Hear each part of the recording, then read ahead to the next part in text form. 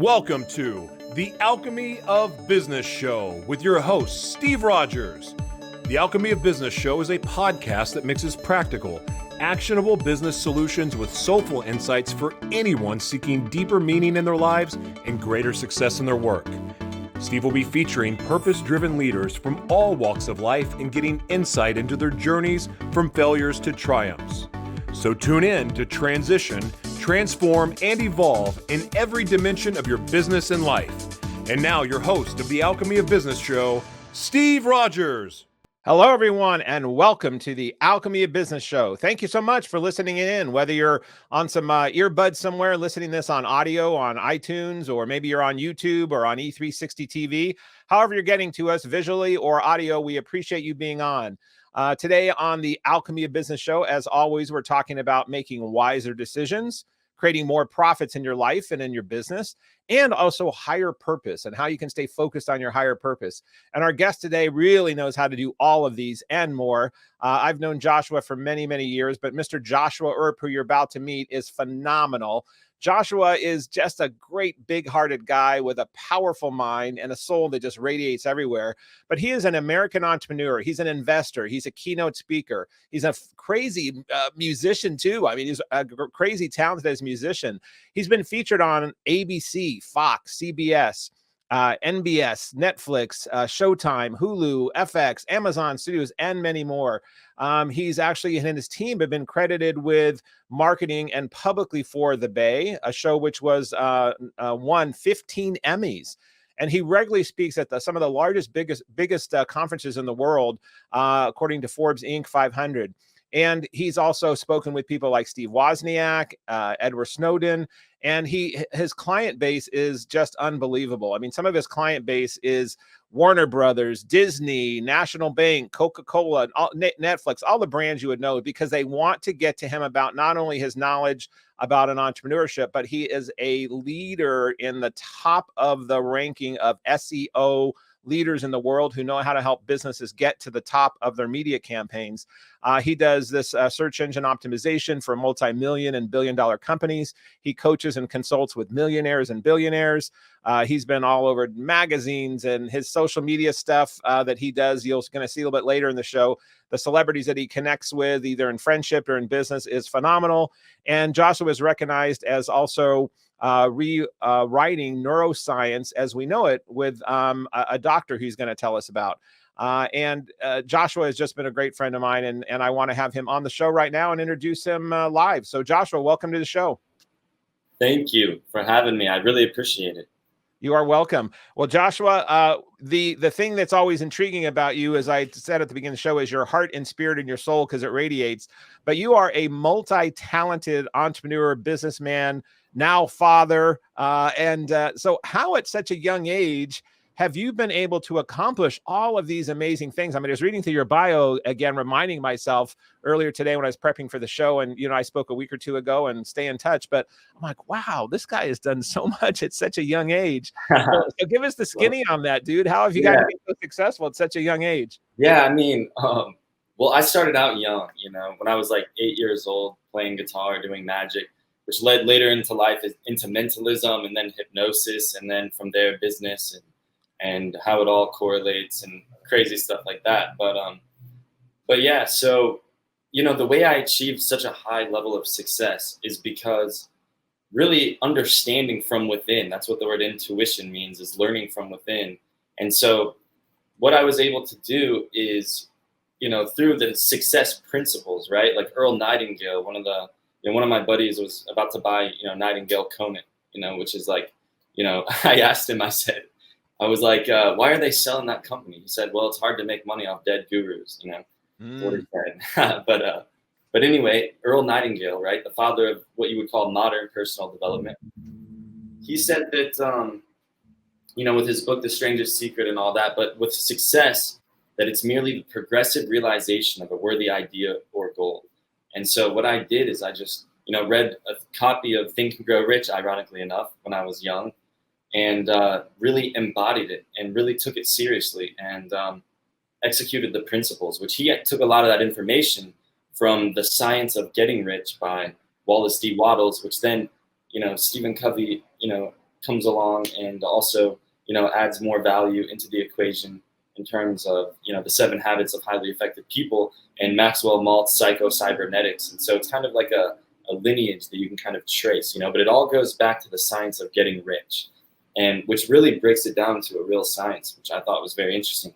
But entrepreneurship, it all starts with a vision, so that's what it is, Well, when you were at this young age and you were realizing you were drawn to Think and Grow Rich and the neuroscience readings, and also I do want to talk about your unique ability to your being a magician. How with, other kids in the neighborhood that you were running with at the time, I'm sure they weren't all doing that. Like, hey, I want to be reading Think and Grow Rich. So when did you realize, 8, 9, 10 years old, when did you realize, okay, wow, I want to do this. I want to learn about this. I want to read about this. And my other buds or gal friends are not like thinking they're too, did it occur to you that you had like this yearning for knowledge and growth that some of your other peers didn't, or did that not come to light until later in life? Exactly. And knowledge and light, those are the 2 magical words, right, for today. Knowledge and light. So, esoterically, light is consciousness and consciousness is information. And so I was always after a search for light, of information, of a higher consciousness. And through my studies, I've just been able to amass a lot of information and use discernment and compare different sources. But yeah, it all comes back to, once again, what Napoleon Hill talks about is the burning desire. Right. It all goes back to. And so you just have to have that burning desire. Some people have it, some people don't. But I believe any human can be trained to do anything. They just have to want it bad enough, So I have a lot of people reach out to me, on a lot of, on a daily basis, because I've taught, some of the biggest internet marketers in the world in their courses, And you've had Frank Kearns, who was like one of the founders of internet stuff. You've had Lopez, you've had different people that have reached out to you, but I'm always, and I want to come back to that, but I'm so fascinated about you. When I first met you, we met at a conference many years ago, and you were just so inquisitive about the speakers that were there, the people that were there, and you asked great questions. And then you and I were going to go for a coffee, and the coffee was going to be like a 15 or quick 20-minute coffee. I remember that. I gave you a download that time. 3 hours later, I'm like, whoa, this dude is fascinating. And it's amazing when you meet cool, interesting people.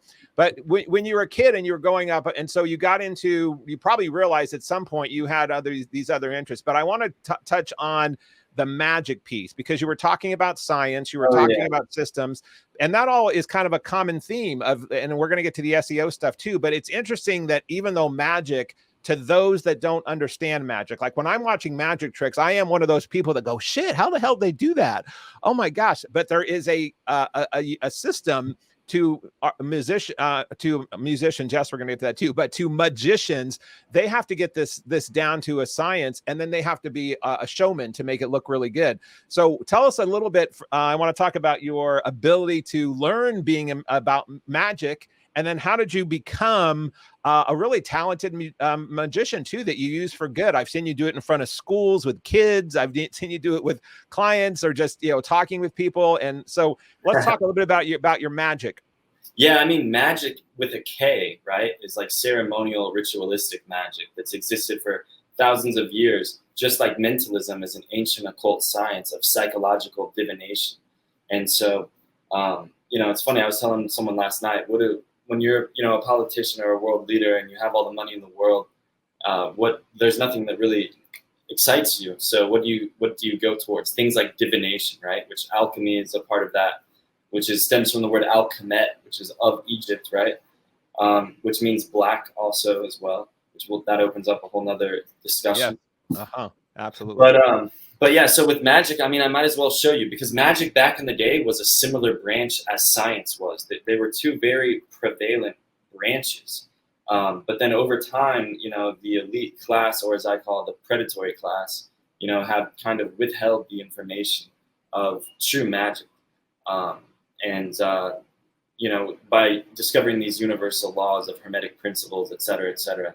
And so it's very interesting, because science, right? Science and magic, right? Science, going back to what I said earlier about an entrepreneur, entrepreneurship starts with a vision, all the way from Moses' vision of the burning bush down to modern science itself was discovered by a man by the name of Rene Descartes upon, once again, an angelic vision. It all begins from within. And that ties into how we rewrote neuroscience with Dr. Katsushi Arasaka, the founder of the God particle, that built the Large Hadron Collider and runs the top direct detection of dark matter experiments, such as Xenon, Darkside, and the Lux Project, out of a laboratory in Sasso, Italy, which dark matter, if you Google it right now, how expensive is dark matter? It's $1 million trillion per ounce.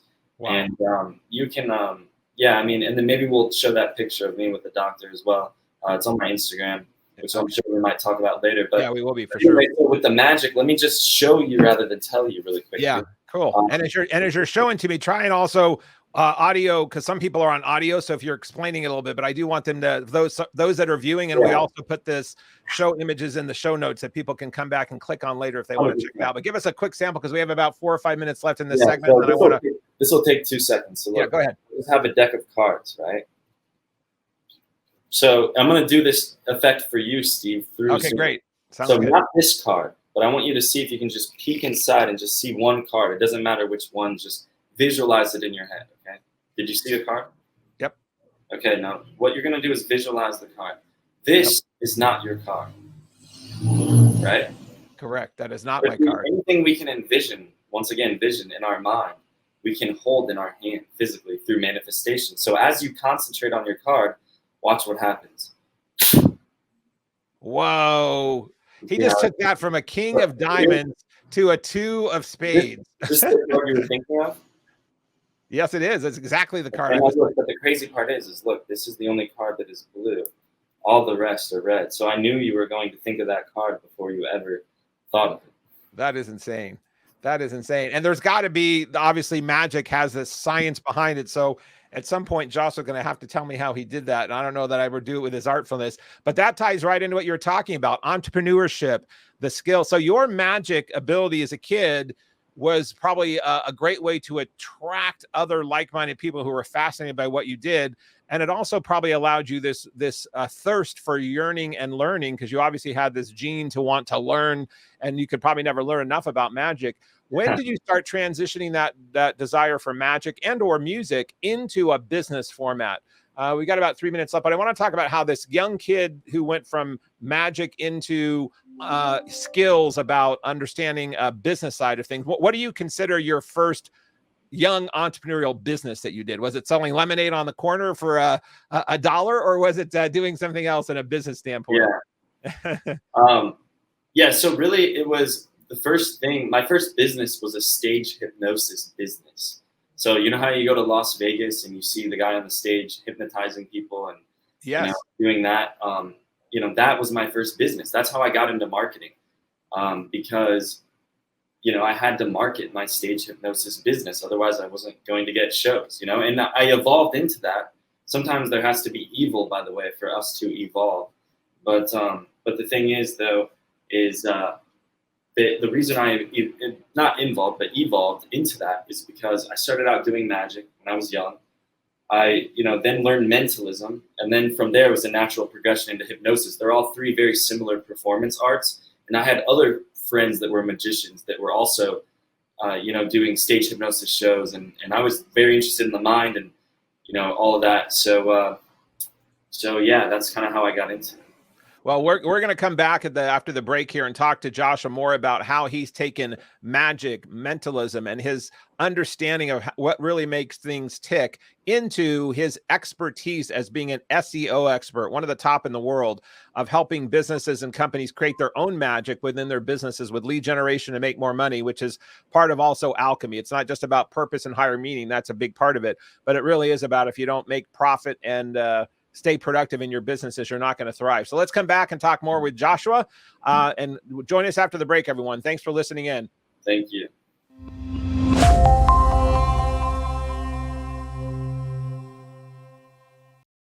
Hello, and welcome back to the Alchemy of Business Show. We are here talking about wiser decisions, greater profits, higher purpose, and also magic. So we've got Joshua Earp here. We were finding out about his background prior to the show, and he was giving us an awesome magic trip.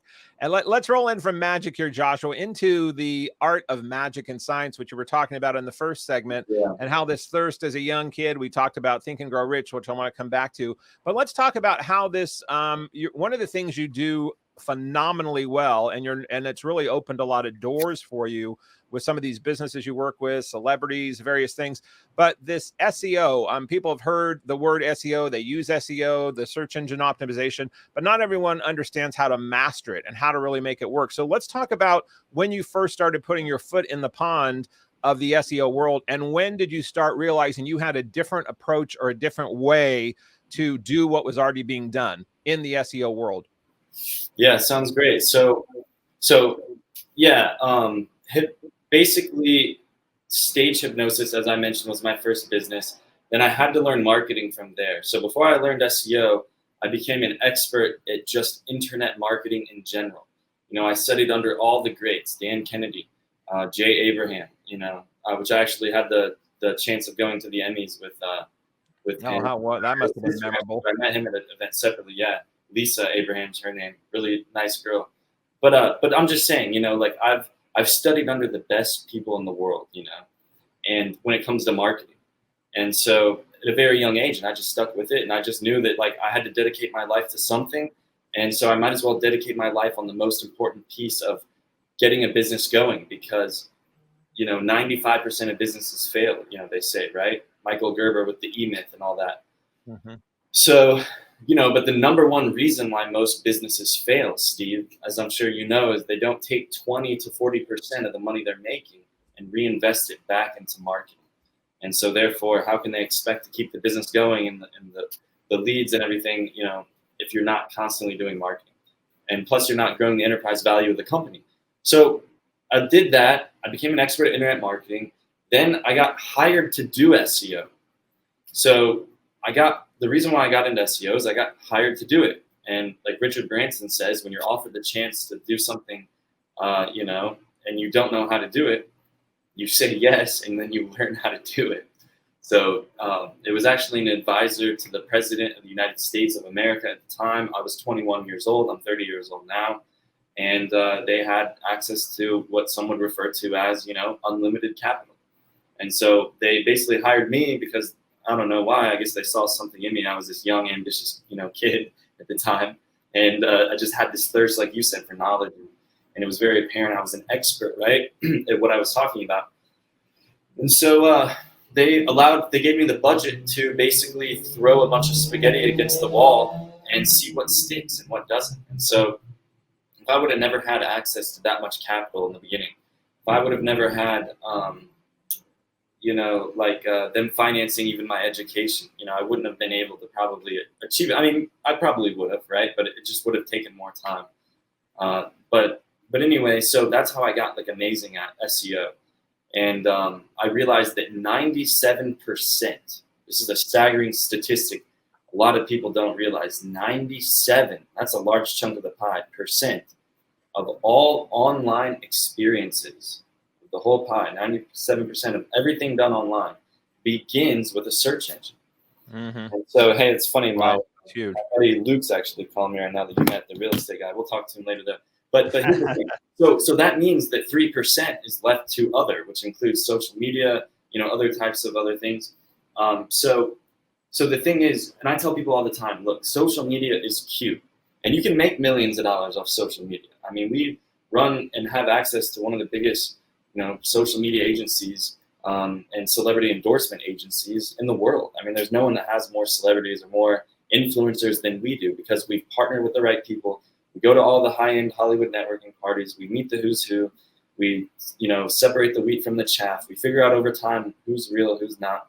And it's just a process, It's a long-term process, and it takes dedication. And networking is a whole nother thing we can talk about. And you're a master at that. Well, on the SEO stuff, for those that are more novice versus expertise in this, so if you have this budget, if you're a small entrepreneur, let's say if you own a small little restaurant you're getting started on, let's say you own a Yeah. basketball team, let's say you're a banker, let's say you are whatever it might be, everyone you believe can benefit from SEO. But what is the difference for the ways you can be online? Obviously there's paid advertising, there's click, Yeah. so can you give everybody like a general description of what are the differences of what people can be doing in their businesses? And you said 97%, if I understood you correctly, is SEO, and the other 3% makes up the remaining of that. So let's talk a bit more about the other options. Yeah, so here's the actual statistic. There's 3 parts to it, right? So the first part is 97% of all online experiences begin with a search engine, right? Like that could include YouTube,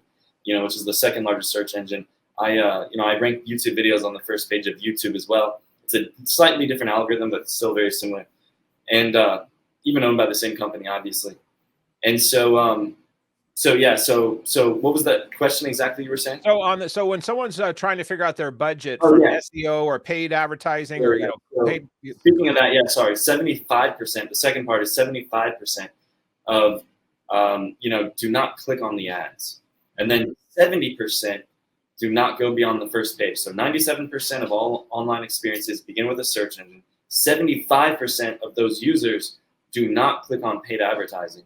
And then, 70% do not go beyond the first page. So what that data tells us, because once again, I make decisions based off data. I don't make it based off assumption. I don't make it based off, there's a reason I dedicated my life. I could have chosen anything in the world. There's a reason why 10 plus years ago, I dedicated my life to one thing only, kind of like what Gary Keller says, the one thing, right? Right. Mm-hmm. And I just realized, and then once again, it was based off a principle from Warren Buffett, which you had the pleasure of working with. And Warren Buffett said there's 2 steps to success. Number 1 is determining the ideal person that you'd like to invest in. Step 2 is become that person. And so that's exactly what I did. I asked myself the question, if I could become anything in the world right now, if I could have a magic genie in a lamp and I could literally grant any desire, what is the one thing or the one person that I'd like to become? And I looked at the data. I wanted it to be based off of data. And so once I came across that statistic, I saw it and I said, okay, this is what I'm going to do. I'm going to dedicate my life to mastering the algorithm of all search engines, not just Google. And in doing that, I will be the go-to guy, for that, and that will unlock other business opportunities for me. And because Napoleon Hill wrote an entire chapter based on specialized knowledge. He did, absolutely. Yeah. And you and I have had a common bonding on that Think and Grow Rich book, and many, many people follow it. And I know you know it inside and out. And that led to you being on various stages. I know we have a slide here that my engineer had on slide 4 or so, and showed when you started jumping on stages, etc. Noah, why don't we slow slide 4 there? This is where are you speaking at here, Joshua? There's some different speaking engagements that you're at here on this visual for people that aren't seeing it. Where are you speaking here in some of these events? So this is Secret Knock and Prosperity Camp, which are 2 of the largest business events according to Forbes Entrepreneur Inc. 500. And at the same time, I had the opportunity basically to open up for Edward Snowden. And, which his main takeaway from his talk after I spoke, which basically he said that, the reason why most people don't speak out against corruption is due to, fear of criticism. But I always say, the only way to avoid criticism is to do nothing, say nothing, and be nothing. So, people just need to, voice their opinion, I think, a little bit more. But anyway, they just need to gain more confidence.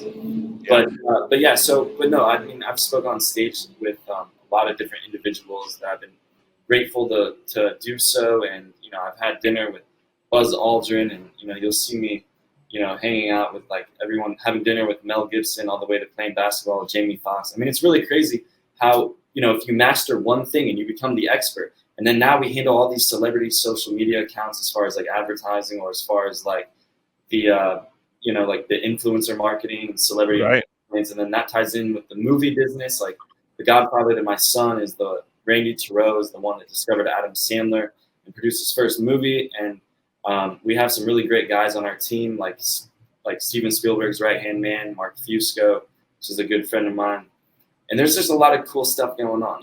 Once again, if you hang around the barbershop long enough, eventually you get a haircut. But SEO, if I was never an SEO expert in the beginning, I would have never been able to have so much capital, so much liquidity to be able to hop on private jets and fly all over the world and speak at all these events and meet all these people and do all these things, you know? Yeah. Had you not mastered your craft? Well, we're going to come back and talk more about mastering your craft. We're also going to come back and talk more about influencer marketing. We're going to also talk about Joshua's one of the companies that he's in. He has many, RTM, and we'll have some slides up to show you some of these processes that Joshua goes through, because not only on his magic trick does he make it look like, how the hell did he do that? He actually, in the SEO stuff, he's got diagrams and things that to me look like magic, but then there are science as well. So let's come back and learn more from Joshua Earp on the magic of SEO, lead generation, brand, building your brand, and building a bigger business. So come back and join us. We'll be right back.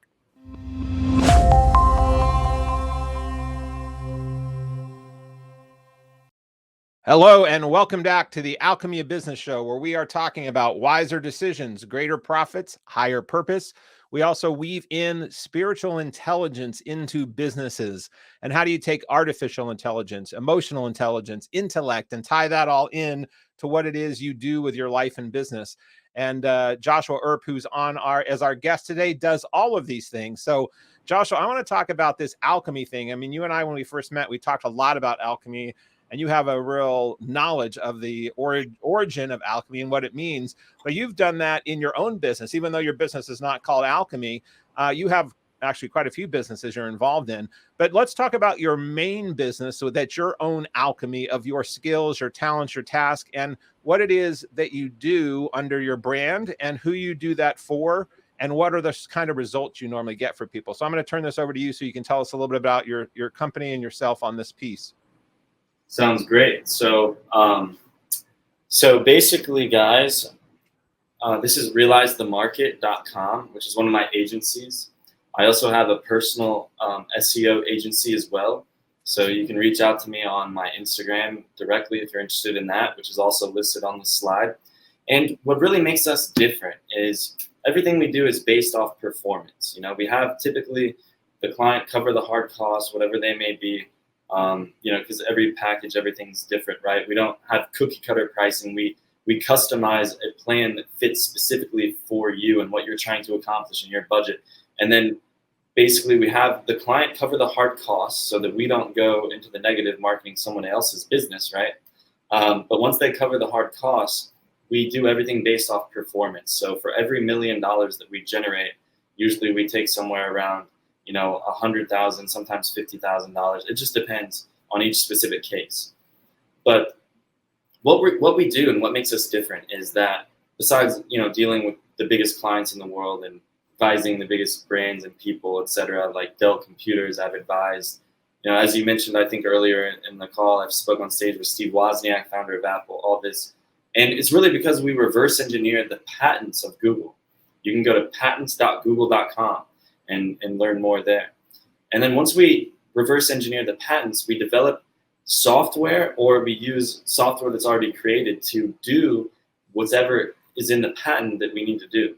And so we develop standard operating procedures based off of those patents. And then we scientifically A/B split test our backlinking strategies so that we can isolate variables and see over time through testing data what actually works to rank a site on the top of Google and what does not. Once again, it's throwing spaghetti at the wall analogy, right? And right. And you're making it not look like spaghetti once it hits the wall. You're actually turning it into magic and converting it. How often is Google changing this data that you have to analyze? Like once you've mastered the trick and you go, oh, got this down, how then often is Google switching that up? Yeah. Sorry, go ahead. Go ahead. No, I'm just curious on how often they're switching up the game on you. For sure. Sorry, it was a little delayed, so I started talking at the same time. But yeah, so that's a great question. Now, you know, like Thomas Edison said, he who experiments the most wins. Plain and simple, right? Thomas Edison also said, I was bound to succeed because I simply ran out of ways that did not work.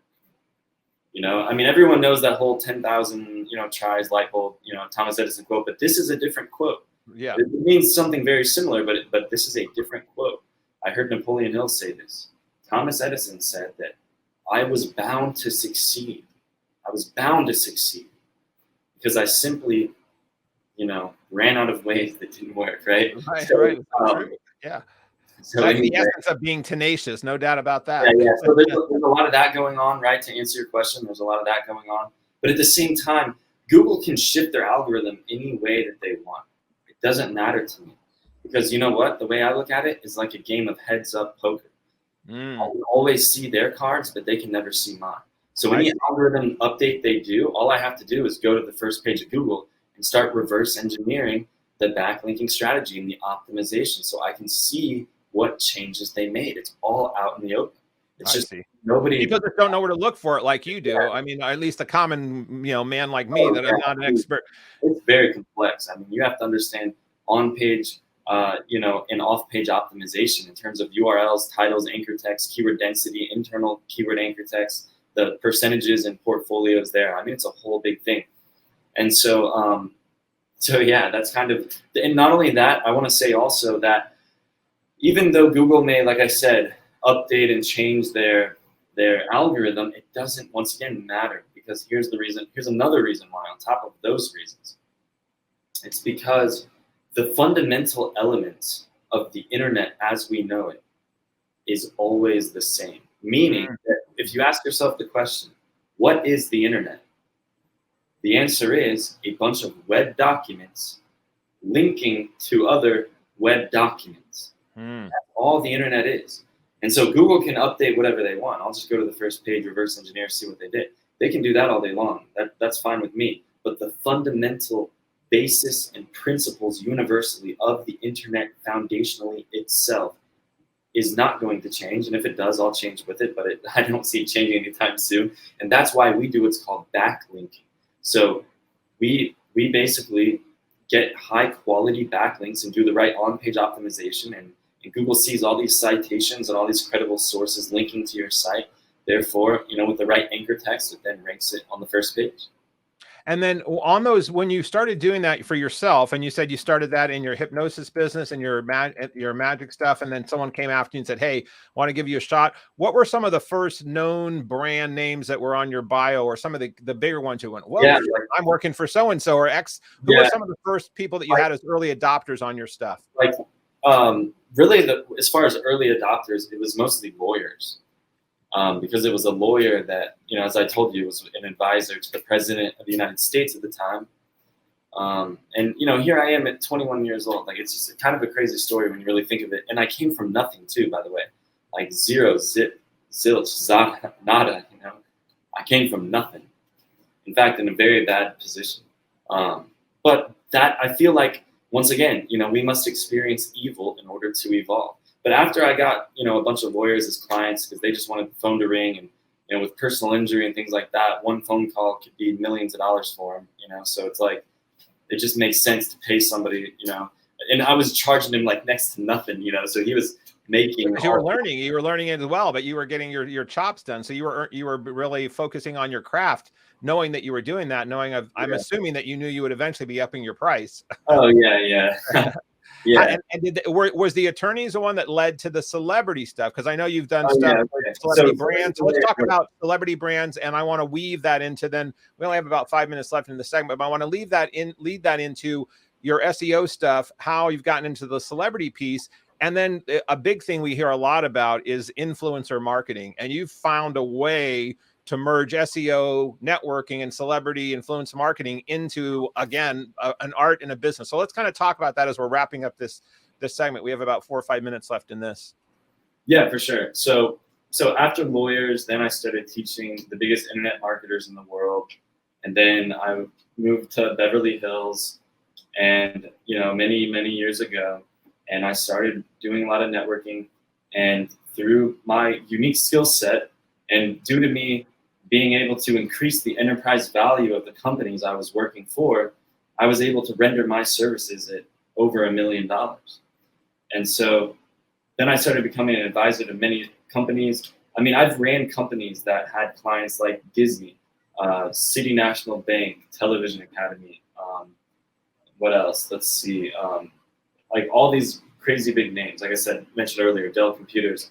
And that's because I just, success, once again, is two other unique principles that I think are worth mentioning, which is not just determine the ideal person you'd like to invest in and become that person, but also, it's about getting in the room with the right people. And then step two is doing something about it once you're there.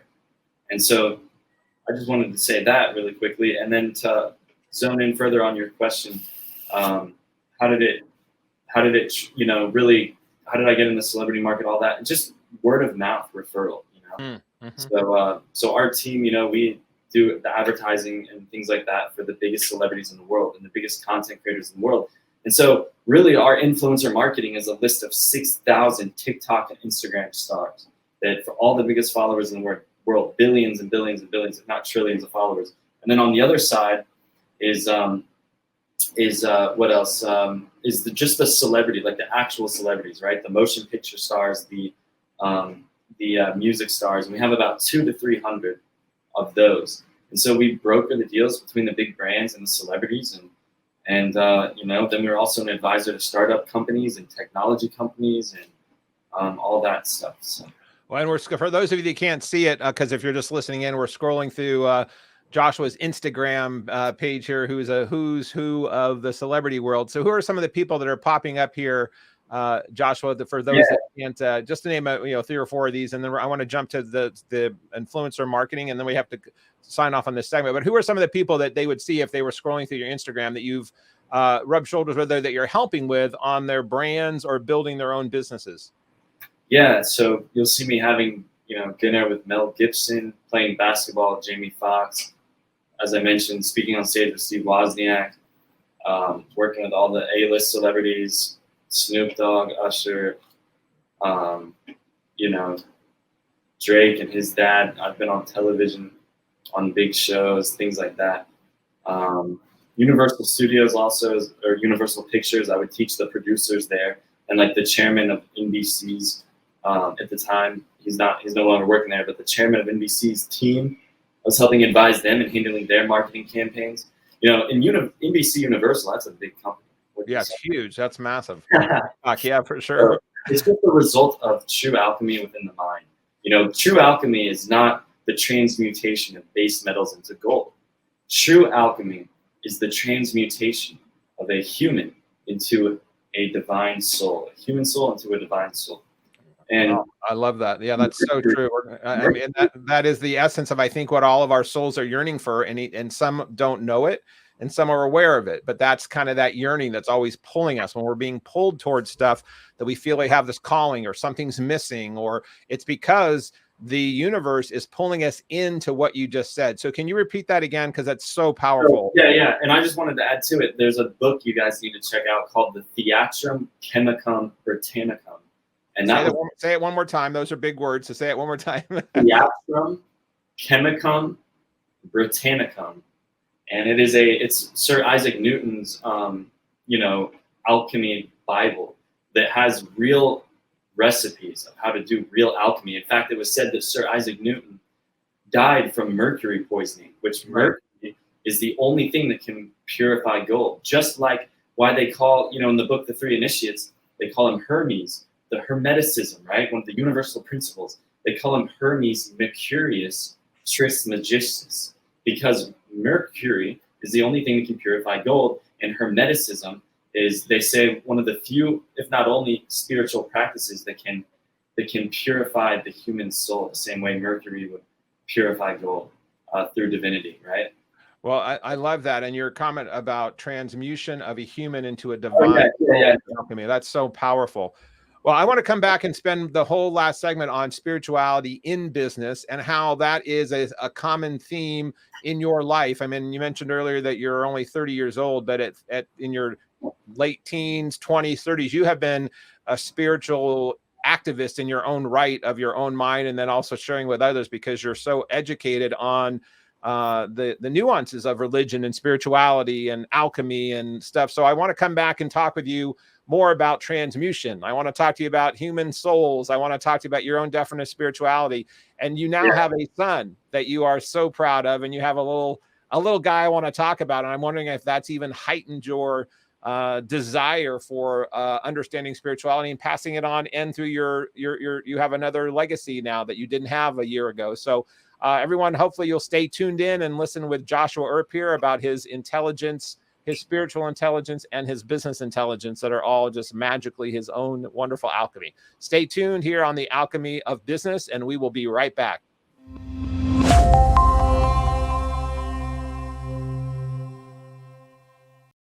And welcome back to the Alchemy of Business. We are digging deep here with my guest, Mr. Joshua Earp, talking about spirituality, talking about business, talking about SEO, talking about the internet. And what's fascinating about the internet, of the magic that Joshua does in that, it's not unlike the power of the universe that we're going to jump in and talking about spirituality in the universe. And to me, the internet is kind of a very remedial process that the higher consciousness of the universe does all the time, every day, without blinking, of how things just work. Mother Nature, the tides coming in and out, the moon, the sun, and the stars all going on their pattern. So that's been way around before the internet or the metaverse coming before us. So Joshua, I want to wrap our segment talking about that. But before we do that, let's start out with a little fun here. You have such a fun Instagram page. We went ahead and we have a little game that we do, and it's called Instantly Interesting Instagram. So what we've done is we went and pulled, there's only 3 steps to this. So basically the way it works is that we went in and we took a quick look and a dive on your photos on Instagram feed. Number 2, we're going to pull them up, and there's some interesting ones without context. And then we're going to have you real quick and fire around, just kind of tell us real quickly each one, tell us more about what was happening in this photo and who the person is that's in that photo. So I won't steal the thunder. I'll let you do those. So we'll just go those pretty quickly, and then we will roll into that. So it is time for Instantly Interesting Instagram. So here we go. So Joshua, who is this dude here with these cool sunglasses on and the bling going on? Yeah, I know. It's like, who wears their sunglasses indoors, you know? they say the sun never sets on a badass, right? This guy's definitely a badass. So who you with in this picture? That guy is, a real spiritual gangster. You know, his name's Mr. Snoop Dogg, and or Doggy Dog, however you want to say it, depending on how well you know him, right? But very, very nice guy, very humble, very low key type of guy, in person. And I had originally first met Snoop whenever I was working with Drake's father, which is this amazing gentleman named Dennis Graham, another great guy. And, because I used to work with, Drake's manager, which is Future the Prince, just on a few shows here and there. We'd have Dennis come and perform and stuff like that. So nothing major.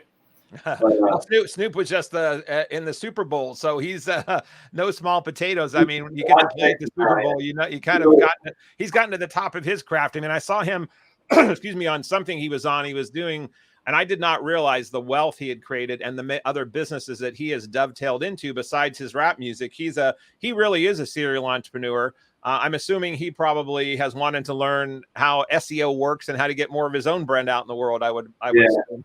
Yeah, exactly. And, I'm good friends with his managers and stuff. But the thing is, it's like this specific photo, because, there's many different photos with Snoop on different occasions. This specific one was at a charity event that we did, because we're very involved in, giving back. And a lot of the charities, 90+% of them are, even though they claim to be giving back, they're really not. So this is where I want to, mention one of my buddies' charities that I know is legitimate, that I've invested. Yes, please. And we'll put it in the show notes. What is it? Watering Seeds. And the money goes where it's really supposed to go. The guy is a great-hearted guy. His name is Brady Mazzola.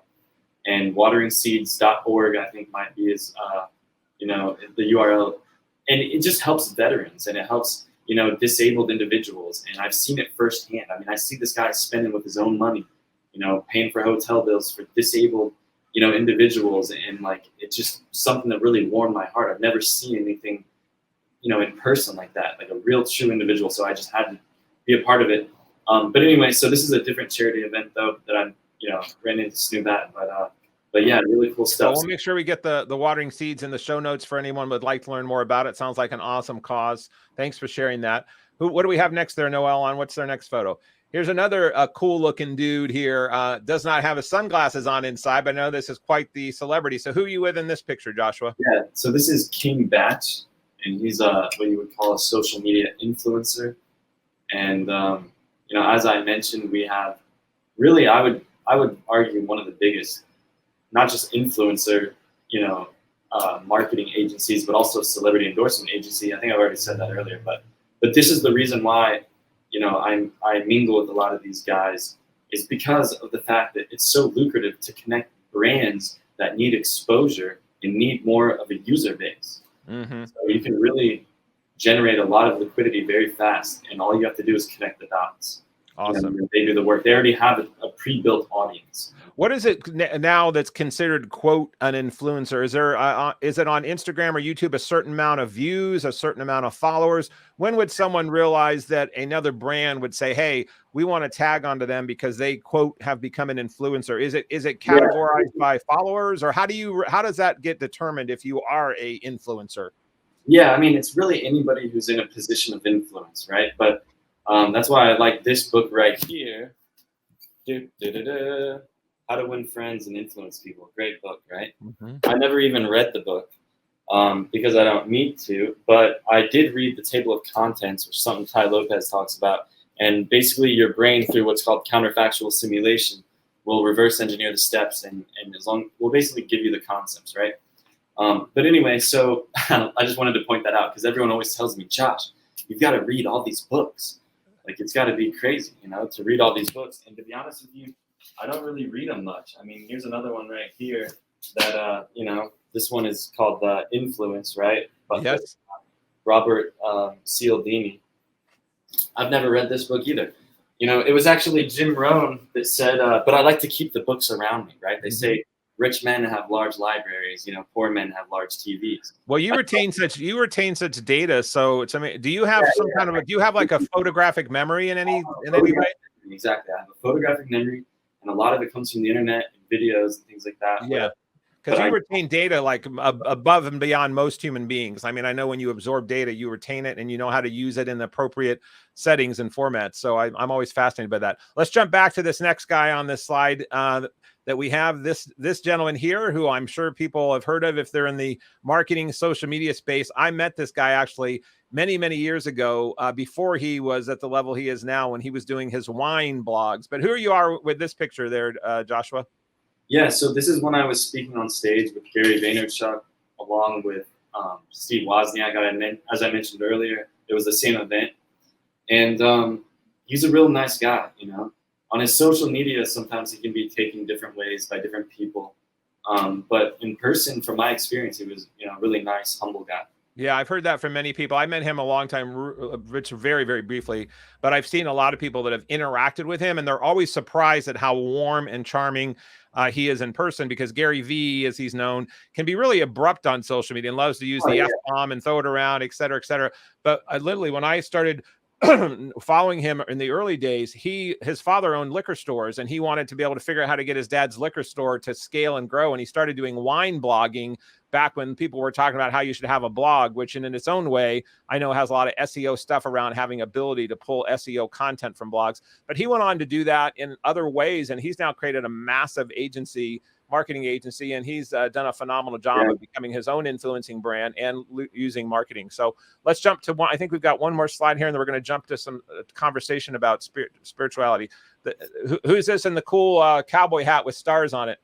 Yeah, that was actually a gift that myself and my crypto business partner gave him. And so that's Brock Pierce. He just ran against Donald Trump and Joe Biden for president of the United States of America, which, you know, ties in also with his bloodline. Very interesting, cool, you know, great-hearted person as well. He's the co-founder of many billion-dollar companies such as Tether, EOS, you know, multi-billion-dollar companies, like hundreds of billions, you know, and multiple of them, right? And he's the chairman of the Bitcoin Foundation. He's, you know, he's a very, very interesting guy. He flew us out on, his private jet to go listen with all the top TikTok influencers and guys that are friends with like the co-founders of Netflix and all this stuff. And he flew us all out. That jet fuel isn't cheap. And, to attend one of his speeches whenever he was doing his presidential campaign, which my other friends are his presidential advisors, kind of like what I talked about earlier is, when I got involved in SEO, I was working with the advisors to the president. And it was just really weird stuff because I was so young and I didn't have any experience in that world, but I was very well read, especially in those topics. And like David Geffen, the highest paid man in entertainment, said that politics and show business are exactly the same things. They're even broadcasted on the same channels. Yeah. The only difference in that, yeah, there's so much truth in that. The only difference, and this is the highest paid man in entertainment saying it's not me, the only difference between politics and show business is that in show business, they pay you more because you're. And that's powerful. And that's so true. Well, let's jump off of that. Thank you for entertaining us here on the instantly interesting Instagram spot. We've only got about 2.5 or so minutes left, but I want to not waste that time of not talking to you about some spirituality stuff. So you are a very spiritual guy. I mentioned that you are, congratulations on a brand new baby boy. His name is Wyatt, right? Yeah. Oh yeah. I forgot to mention I'm related to Wyatt Earp. Yeah. So. So your boy is now how old? 6 months old? He's 9 months old. 9 months old now. Wow, it's going fast. Well, when you have another being that you bring into the planet, and now your quest and thirst for your own spiritual stuff, and we've talked about spirituality, some of the stuff through this segment in breadcrumbs. But what is your own definition of spirituality? How do you define it, and how do you define it for yourself? And I'm curious about how you're going to be incorporating that in with raising your son. Yeah, so I didn't let religion, right, which comes from the Latin root religare, which means union. Same thing with yoga. That's Sanskrit for the word you, which also means union. I didn't let religion interfere with my spirituality. I also dropped out of high school when I was, 17. Dropped out of high school. Because I didn't want to let schooling interfere with my education. It's all about letting nothing interfere, right? And so the thing is the word, what is my definition of spirituality? Well, I would just first begin by analyzing what the definition of spirituality is. And so the word inspiration comes from the word in spirit. The word spirit comes from the word spire, which means to breathe. So what's interesting is the spirit is the breath is the spirit. The moment we stop breathing, that is the moment our spirit leaves our body. And now what's interesting is the word conspire or conspiracy literally by definition means to come together and to breathe. So that's why I think it's funny when people throw around the word conspiracy theorist. It was created by the CIA after the JFK assassination, so that they could just label people that ask basic questions. Oh, you're just a conspiracy theorist. But anyway, so history is kind of crazy stuff. His story. That's very true. His story. But here's the thing, though, Steve. So that's the word spirit, right? And then that's why they call it the respiratory system, because it has the word spire within the word respiratory system. And ironically enough, dimethyltryptamine, which I was just talking to Joe Rogan about this not too long ago, is because he was really big into DMT and stuff. Dimethyltryptamine is 2 trivial enzymatic steps from tryptophan, produced in the pineal gland, which is where you get the pine cone, the statues of the pine cone out in front of the Vatican. Or you'll get, Buddha with the pine cone hair, symbolic of the pineal gland, which is our third eye, because it literally has a retina. Right here, yeah, for sure. It has a retina, cornea, and a lens. If I ask you to close your eyes and think about a blue car, you would be able to see the blue car. Well, how can you see something if both your eyes are closed? The answer is the third eye. So the dimethyltryptamine, which is 2 trivial enzymatic steps from tryptophan, it's a neurotransmitter produced in the brain that has a tryptamine nucleus, right? Is classified as an entheogen. or a psychoactive drug, they would say, but it's a natural occurring compound and alkaloid, right? So the crazy thing is your own body produces this stuff. And so, like I said, it has a tryptamine nucleus, which is very important to understand because it's classified as an entheogen. That's the classification of psychedelic it is. An entheogen, which comes from the word entheos. It's like the word enthusiasm, right? They all come from the word entheos, which means of God, or whatever that universal energy is you'd like to call it up there. And so what's interesting is, also Napoleon Hill wrote an entire chapter once again. He did, yes. On enthusiasm. He said it's much better to be enthused than it is excited, because one is external, one is internal. Yes, that's so true. Is internal. Excitement is external, just like esoteric means inner, and exoteric means outer, right? And so it's very, very interesting stuff. And so it's really fascinating. Well, it sounds to me just like you've deconstructed and then construct the internet on your SEO stuff. Sounds like you've done that the same in your spiritual understanding for yourself of deconstructing, constructing, and then pulling it back into how it all matches up. Yeah, but the most DMT, check this out, Steve, produced in our body is not just in the pineal gland. The most DMT is produced in our lungs during conscious breathing. And so literally, that's why they call it the spirit molecule. And so it's very interesting because once we rewrote neuroscience with the founder of the God particle, we found out that there was a microsaccadic eye movement. By studying microsaccadic eye movement and the corollary discharge between central pattern generators, CPGs, in the brain, and studying the information processing between the eyes and the brain, we found that there was a couple millisecond delay between the processing of the transference of the information between the eyes and the brain, the corollary discharge, they say, by studying the microsaccadic eye movement, right? And so what we've been able to find out is that it's the excitation before the inhibition. So what that means is that it's not our eyes. This is a scientific breakthrough. It's not our eyes that see what's around us and then broadcast the message to our brain. It's actually our brain that begins with the image first, and then our eyes broadcast outwards what's already inside of us. And the reason why I thought this was extremely fascinating is because if you study the ancient Hermetic principles and universal laws, you'll find out that there's a saying which is as above, so below, right. As within, so without. And so that's where you get the word intuition, learning from within. It's enthusiasm. It's, being enthused. Well, I love all that. And I wish we weren't out of time, but we are out of time. So as we wrap up here with just a closing question, now that you have your son and you have all this knowledge about spirituality, humanity, society, business stuff, what is it that you're envisioning as a father that you hope and plan to help contribute in creating the world that you would like your son to live in? I know that's a big question, but for Wyatt, what is it that you're wanting the most for Wyatt in his life ahead, now that you know what you know? Well, the primary role of the parent is two things. You're supposed to give the child love, and you're supposed to give the child confidence. And as long as no matter what happens in life, as long as you've given your child love and you've given that child confidence, you have fulfilled what is known as your primary role as a parent. And so I would have to say that is my primary role as a parent. And I would have to say that in addition to that, I'm going to teach him everything that I know.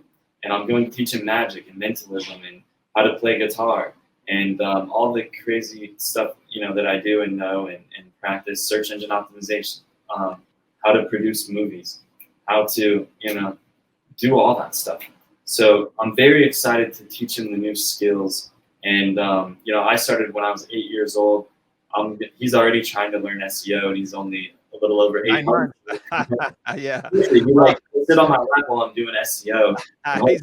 He's already trying to knock you off the keyboard. Hey, Dad, slide over. Let me in there. Let me show you how it's done, right? Yeah, so that's really what I would say, and that's the advice I would give to other parents. And just realize that even if you've had a rocky relationship with some of your children, it's never too late. And it's always right. The time is always right to do what's right. Yeah, the time is always right to do what's right. Well, let's end on that note. Well, Wyatt's got one good life ahead of him with a dad like you, and I'm sure you and mom together with him will be creating a lot of love, a lot of confidence, and the theme here of alchemy is really creating a life of that, a life of significance. I love the life of love and a life of confidence, and creating all of your talents and gifts to be able to move forward and be a servant leader in the world and to serve others with your highest gifts. So we obviously have Mr. Joshua Earp, who does that at a very high level at a very young age. So thank you, Joshua, for sharing your wisdom, your heart, your passion, and your soul with us today. I know that the listeners and viewers will have gotten a lot out of this segment. So we'll make sure all of these items are in show notes, so you can link back and find more about Joshua on his websites, his Instagram. They'll be in the show notes. And Joshua, again, thanks for being on. Any closing thoughts here before we wrap up? I would just say, that like what I said earlier backstage, which is that we are the creative expression of the universe experiencing itself. That's why karma exists. Because like Dr. Wayne Dyer says, when we harm one individual, we're not just harming one individual. We're harming all individuals. We're harming the generic individual, right? And so I just want to let people know that, if our worst nightmares can come true, then so can our wildest dreams. Absolutely. Love that. Well, inviting more good in, more God in, more greatness in. We can all do more of that. So thank you for those wise words, Joshua. And thank you again, listeners or viewers, for listening to the Alchemy of Business. We will be back next time, and we will be talking more about wiser decisions, greater profits, and higher purpose. Thanks for listening in. And that concludes this episode of The Alchemy of Business with your host, Steve Rodgers. If you found value in today's broadcast, please consider liking, subscribing, sharing with friends, and leaving a review. Thank you so much, and we'll see you next Thursday for another episode. Be blessed and see you soon.